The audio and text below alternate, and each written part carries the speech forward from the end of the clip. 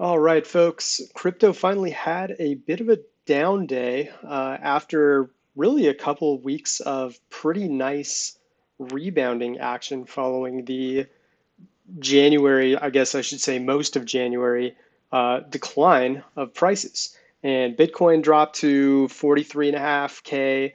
Altcoins dropped much further. Ethereum I saw get very close to crossing below 3,000. I don't believe it did. But regardless, excuse me, there are a lot of assets that could potentially have some nice buy opportunities here. These dips seem to be bought up pretty quickly these days, and especially with things starting to look a little more positive and bullish for a lot of the markets, it's a good idea to check in on what whales are doing. So that's what we're doing here. We're looking at the public whale holder percent change model, which indicates the percent change of total addresses that are in that 100,000 to $1 million tier or above, depending on what asset it is. So if it's a $1 valued coin, that would be coin holders with 100,000 or more coins, for example. If it was $10 coin, it would be more like a 10,000 coin or above address that would be considered a whale. So whale is considered a bit loosely for this type of model. You can kind of lump in some sharks, which would be like that tier down from whales. Either way, these are all high tier key stakeholders for this specific asset, and we're seeing just how many addresses are popping in and out of the network that meet that threshold for a shark or a whale. So what we're looking at right now is the sorted 90-day change with the highest percentages of gains of that amount of address over just the past 90 days. So for example, we're looking at Nexo here right at the top. It has had a 17.2% increase in the number of addresses. So we can actually go to Sandbase and take a look, and we can see that Nexo has been on quite a run. And on top of that, we've got green here, the price plotted against Bitcoin. So it isn't just the USD price. This is actually how Nexo performs versus Bitcoin as these number of addresses fluctuate up and down. And we can see some pretty nice alpha here. As the addresses climb, so does the price. After a big drop, if we saw a drop like this and then a rise like this, that would be a big red flag telling us that probably won't last because there seems to be a big decline in whales that had just happened where they went from 74 addresses on May 31st all the way down to 65 the next day. That's of course a massive drop down. So it would be the kind of thing you'd really want to focus on. Um, and we saw really a big drop here in late September, and then it hit kind of its year low. Let me do this so we can see it a little better. It hit its year low right around October 3rd as the price was starting to bottom out. And as it was, the amount of addresses were already starting to rise again. So there were people getting interested in Nexo, whether these be exchange addresses, large holders that are personal traders, anything in between. This counts all of them. So we know that more and more of these addresses were existing and continue to exist. It's sort of flattened out here over the past couple of weeks, but still, we can see why this is at the top of the charts for altcoins, at least the top 100 or so that we're tracking, because there's been a pretty nice accumulation just in these last 3 months. That being said, still not quite where it was in mid-May, right before that big drop.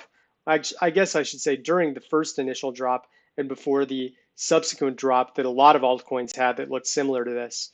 So that's Nexo. I've got 5 other ones highlighted, so we can just look at the top 6 on this model. Next up would be Quant.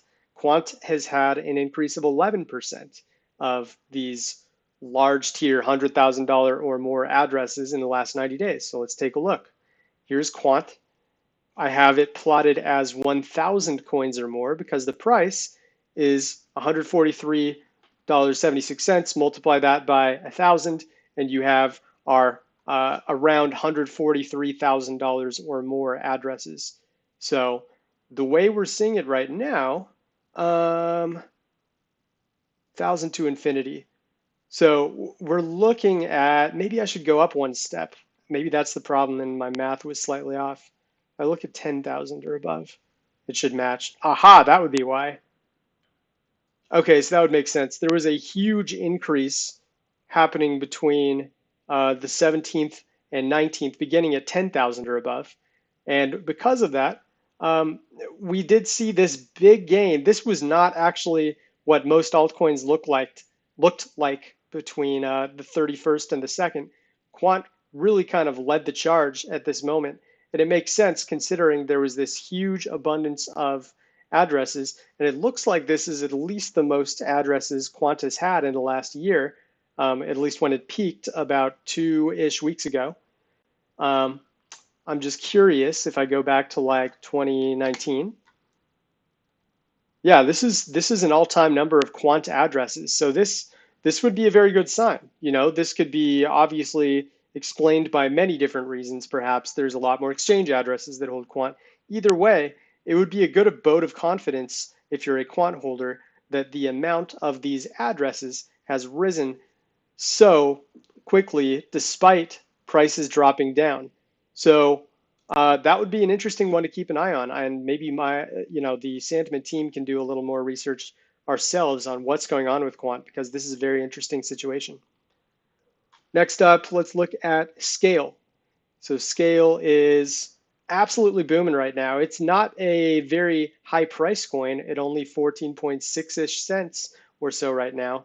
So we are plotting the 1 million or more addresses. That basically means that there's 146,000 or more dollars held by each of these addresses at minimum. So we're seeing that it's been a pretty nice rise here just over the past year. Look at the last year, there were about 167 of these whale addresses, and now we're up to 283. And Scale's actually been one of the better performing assets. If I zoom in here a little, it may not look like much, but it's actually gained on Bitcoin over the past week, and not a lot of altcoins have actually done that. So that's interesting to see and something to keep an eye on. Next up, let's look at UMA. UMA is another ETH-based coin, as are all of these, by the way. The reason we are analyzing ETH-based coins is because we actually have supply distribution data on them, but assets that do not fit the ERC20 model, we don't have that full data on yet, but we're working on it for assets like Cardano, Binance Coin, Litecoin. There's some assets out there that we still have this data on, even though they aren't ERC20s, and there's a lot more to come, especially for some of the bigger large cap coins. So UMA looks pretty similar. Priced at 633, we're looking at 100,000 or more coin addresses. It was sitting at 62 addresses a year ago, up to 98 now. That's a really big increase percentage-wise. Seems like, yeah, that's over 50% more addresses than existed of this size a year ago. So very good sign for UMA. Let's take a look at Basic Attention Token. So Basic Attention Token sitting just under $1. So I rounded up in this case. We're looking at 100,000 to infinity. Might be better. That would explain why this model doesn't match. It would have to be 1 million or more because we want to look at only the $100,000 threshold. And we can see pretty clearly the 1 million or more coin addresses for Basic Attention Token have been rising pretty steadily. Interesting to see that there was a big accumulation of these addresses that occurred during this dip here in mid-October. You'll often see that whales going against the grain. They're buying when others are selling. Therefore, I would fathom that a lot of these million and more addresses came from the tier down at 100,000 to 1 million addresses. And that's why we had this uptick. And they are close to that year-long high. Let's see if it's an all-time high. Yeah, definitely. So they're right near all-time high levels as far as BAT addresses that have 1 million or more coins. Very good sign there. Last but not least, quick look at Raiden, a lesser known coin.